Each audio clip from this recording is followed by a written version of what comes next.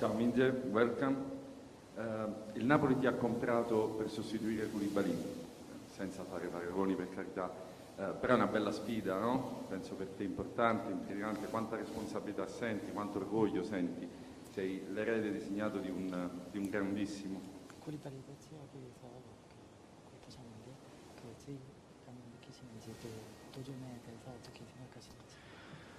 뭐 다들 아시다시피 쿨리발리라는 선수는 세계적인 수비수 중에 한 명이고 그 선수를 대체자로 온다는 것 자체가 굉장히 힘든 것이고 어떤 선수가 쿨리발리 선수를 대체할 수 있냐 물어봤을 때 바로 대답할 수 있는 사람들은 여기 없을 거라고 생각하고요.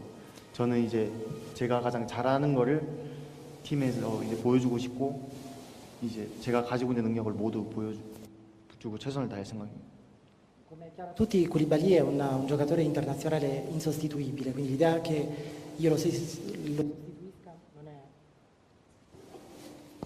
io non lo sostituisco, in realtà è impossibile che nessuno, credo, possa sostituirlo. Quello che posso dire dal mio punto di vista è che farò certamente del mio meglio per giocare in squadra, ma non so se riuscirò a sostituire un campione internazionale di questo tenore. Il tifo turco è uno dei più caldi, sicuramente sai come si vive in piazze così.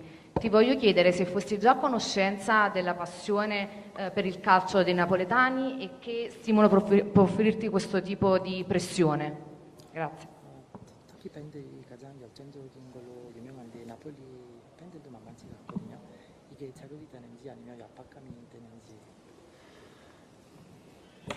뭐 터키에서도 그런 경험을 했지만 이제 나폴리 팬들도 어느 정도로 열정적인지는 알고 왔는데 사실 뭐 여러 매체에서도 쿨리발리 선수의 대체자로 왔다고도 하고 이제 솔직히 압박이 안 된다고 하면 좀 거짓말인 것 같아요.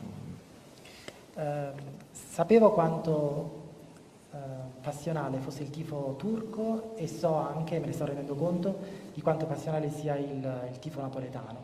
Peraltro questo peso che ho sulle spalle di sostituire Koulibaly aumenta la mia pressione, quindi diciamo che più uno stimolo per me in questo momento potrebbe rappresentare una pressione.